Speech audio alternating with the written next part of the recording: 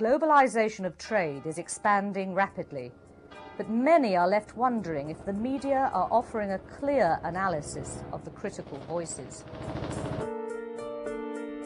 Somebody burns a flag, for instance. That's what you see in the front of the paper, on the front page. But you don't see these 250,000 people peacefully protesting. Pretty much usually one-sided and misrepresents what's really going on. In this programme, we explore the impact which new technology is having on the role of the traditional news gatherer.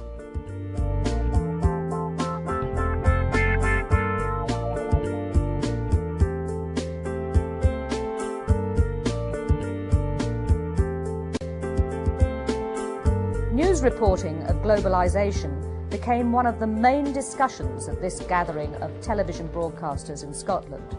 One of the key speakers was the president of CNN, Chris Kramer. There are only two broadcasters who now have a large spread of international bureaus. One is BBC, primarily public funded. One is CNN, business and commercially funded. And they're two different types of organizations, but they share a common goal, which is to try and make the world a smaller place. However, this former CNN producer believes that the world his previous employer offers is not the full picture. He has turned to the internet to provide a wider viewpoint on world events. CNN footage is often very flawed, in part because it narrows the range of discourse. You know, it says, well, it's bin Laden versus Bush. Well, what about other people in the world who have points of view that are critical of both bin Laden and Bush? Do we ever hear from them? Do we ever hear from NGO groups? Do we ever hear from critics of the policy in the same way that we hear from people who support the status quo or who are selling the policy? In London, workers within the media became so frustrated at the BBC's reporting of the conflicts that they held demonstrations outside the studios. They argue that the broadcaster has taken a bias towards the government line. People who work in the media really need to earn the right to call themselves journalists again after the way that they've reported the events of the last month. A lot of them have just turned themselves into part of the government propaganda machine, unquestioningly using phrases like war on terrorism without questioning what they mean. I mean, war has a specific meaning under the Hague Convention.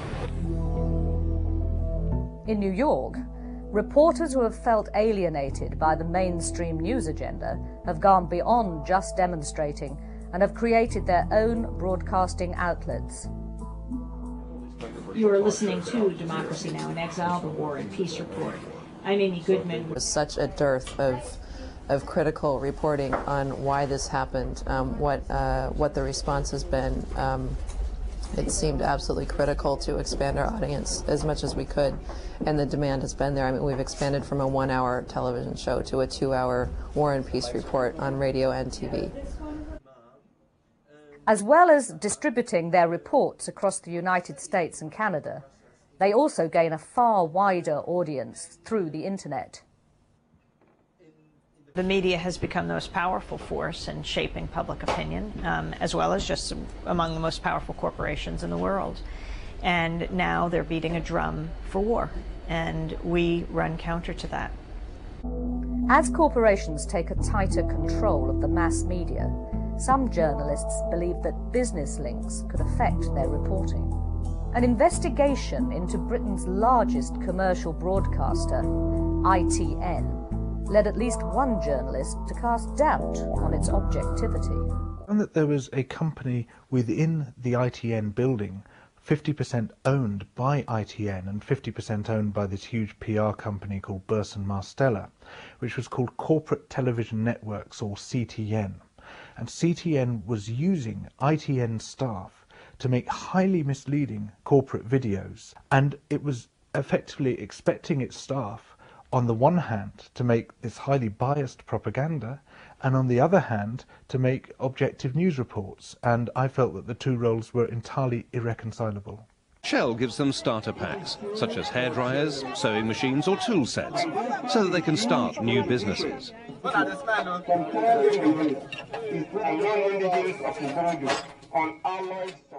The fact that this was quietly going on within the building seriously shook my confidence about ITN's ability to deliver the product it said it was delivering. However, new technology, such as the camcorder, encourages people to record their own viewpoints of events, such as this oil spill in Nigeria. I'm blaming Shell. I'm blaming Shell for all the hazards that have been caused. We cannot even get our boats back again to excavate sand. We cannot even go to the water again to excavate sand. So our source of living is completely dead. We're all hungry. We don't know what to do now. Please, Shell and federal government, we're appealing to you to come to our aid. We don't have a source of living again. There are many people who are looking for answers to basic questions about power in the world, the distribution of wealth and resources, who are looking for media outlets that reinforce their own sense of the world, reinforce their own perspectives in the world, but also give them an outlet, a way to disseminate their own views to other audiences. And there have been points of blockage in the mainstream media who tend to cover the same issues the same way over and over again. In an office occupation with a difference, environmental campaigners enlisted the World Wide Web to publish their concerns.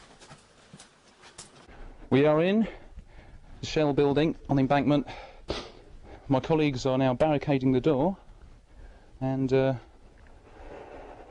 we're shortly going to transmit live to the internet from inside the Shell building.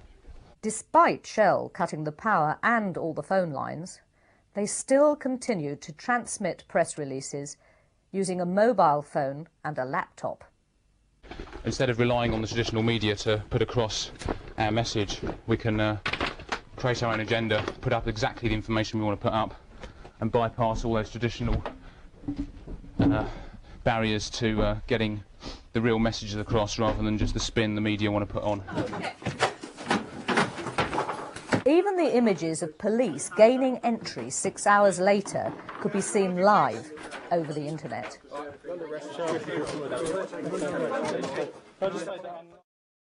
The cream pie is a traditional tool amongst globalisation activists, as former head of the World Trade Organization, Renato Ruggiero, discovered. Sorry, excuse me, we're late for a meeting. Oh my goodness! Oh my God! Oh my! It's a gift from the dispossessor.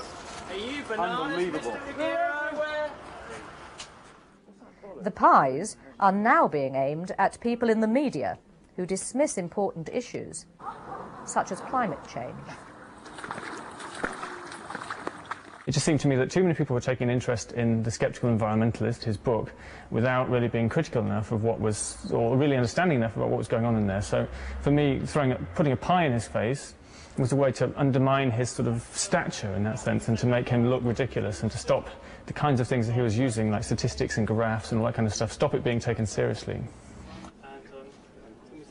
It used to be a process of getting out, engaging with the world, finding out what's happening. Now it's a process of sitting in the office, waiting for the world to come to you. And of course, the world that comes to you is the one that's got the PR agencies, it's got the money, it's got the time, it's got the resources to put out the press releases and make all the phone calls and the rest of it.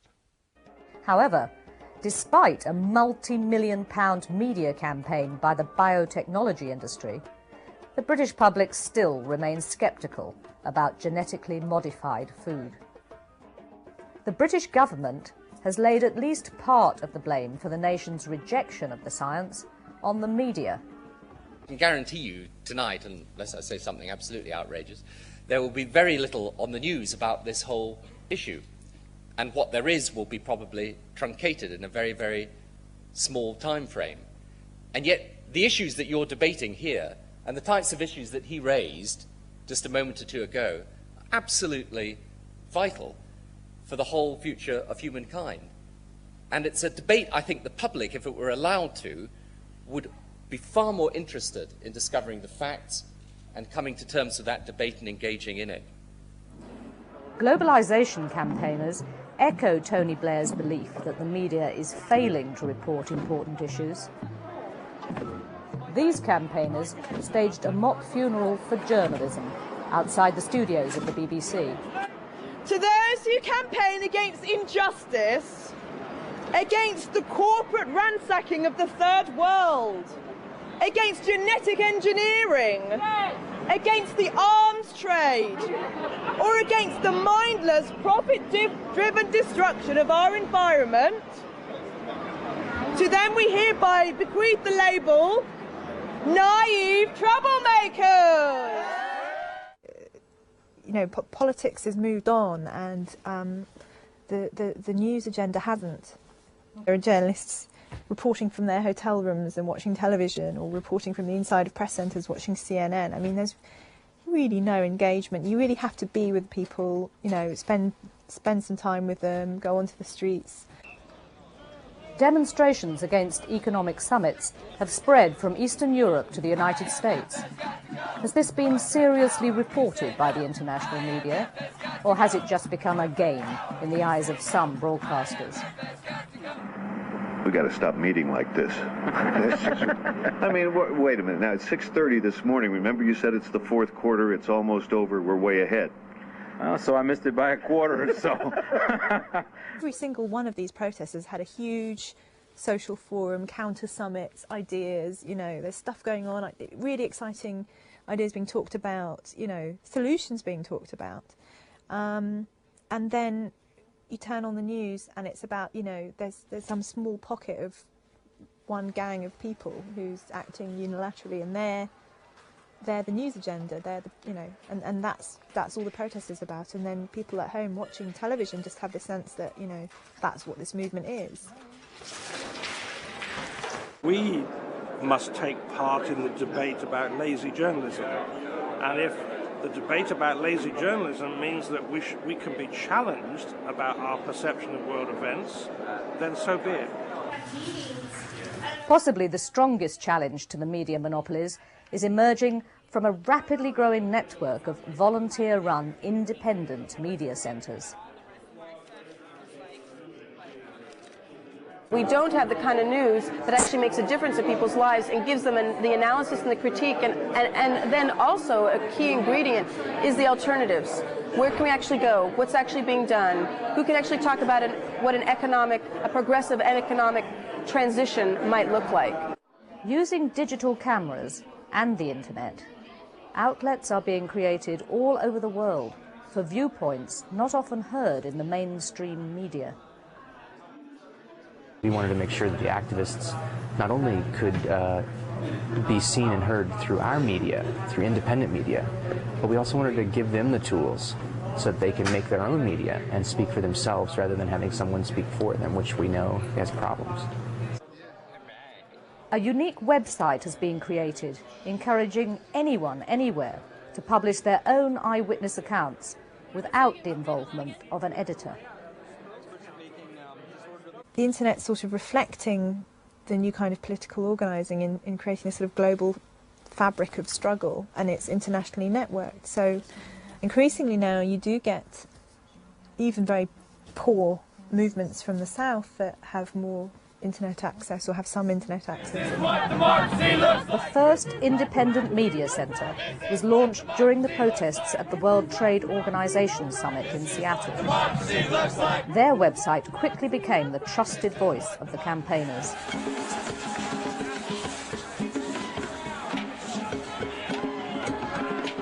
Once people realize that the mass media doesn't have a stranglehold on reporting what's going on, and I think you first saw this in November 1999 in Seattle with the Indie Media Center, where the police said, we're not firing rubber bullets, and then the Indie Media had their cameras saying, oh yes you are.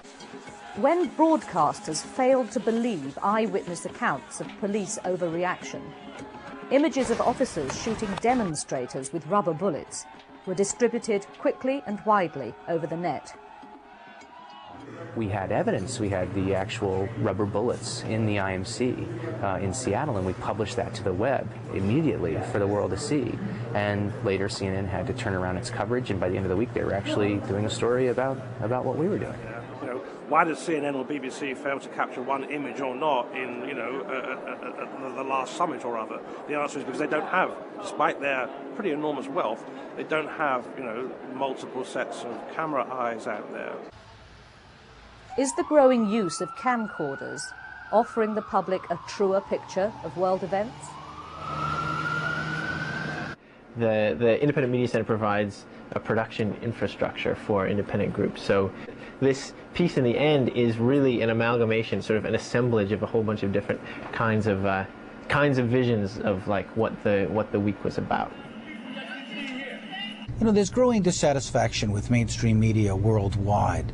In the United States, surveys have shown as many as 70% of the people, viewers, are unhappy with television. When they're actually asked about it, they say it sucks. Okay. The same thing is true within the media itself. As many as 70% of the journalists who work inside media are unhappy with the product of many media companies. So you have a great deal of dissatisfaction and searching for alternatives. In the ancient town of Genoa, Italian media tycoon come Prime Minister, Silvio Berlusconi, hosted a gathering of the 8 leaders of the most powerful industrial democracies in the world. To ensure their voices were heard, over 200,000 people travelled to Genoa to highlight the increasing role corporations were having in the running of their countries.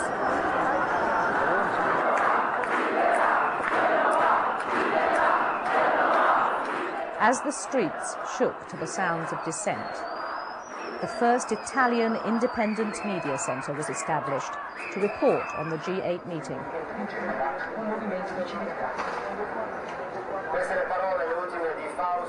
Well, there were plenty of computers, telephone lines, mobile phones, and then different sort of equipment, and people were broadcasting.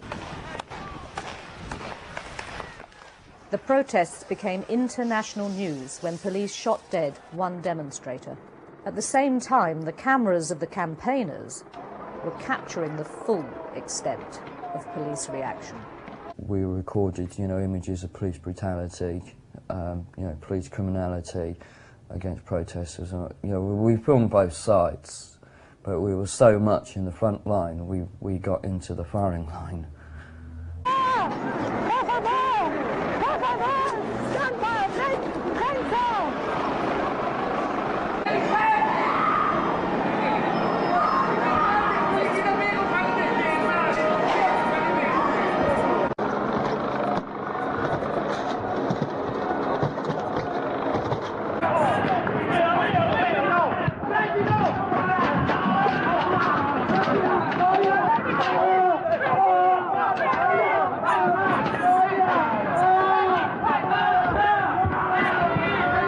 People have to see what happened in Genoa, what really happened, which was, a lot of violence.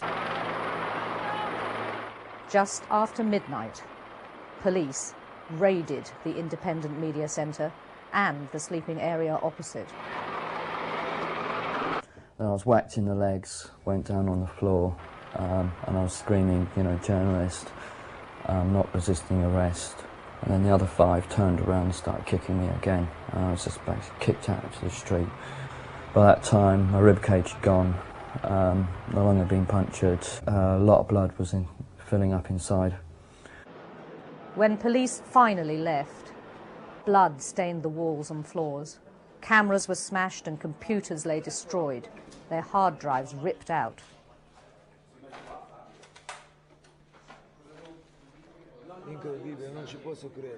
Dozens of people were hospitalized. Però tutti quelli che massacrano, che vanno in ospedale, poi ciao, non tornano più quelli, rimangono lì con loro, in questura, e chissà quante botte ci danno. Allora io devo scegliere se preferisco un embolo magari questa notte, o se invece preferisco farmi massacrare di botte in questura. Cosa scelgo? Voi cosa scegliereste? Io preferisco forse l'embolo. None of the TV channels owned by the Italian premier reported the brutal attack. The great majority of news broadcasting sides with the powerful against the powerless. And I don't think that's a conscious decision, a news editor waking up in the morning and saying, right, I really must shaft the powerless while standing up for the powerful. But it's the way that it works out. And that's partly because of the nature of the organisations, but it's also because of the nature of political discourse. That the people with the most wealth and power are the ones who are best hurt. For me, unless all of us invest in news gathering, big news gathering and little news gathering, the world will be a sadder place and a more dangerous place without it.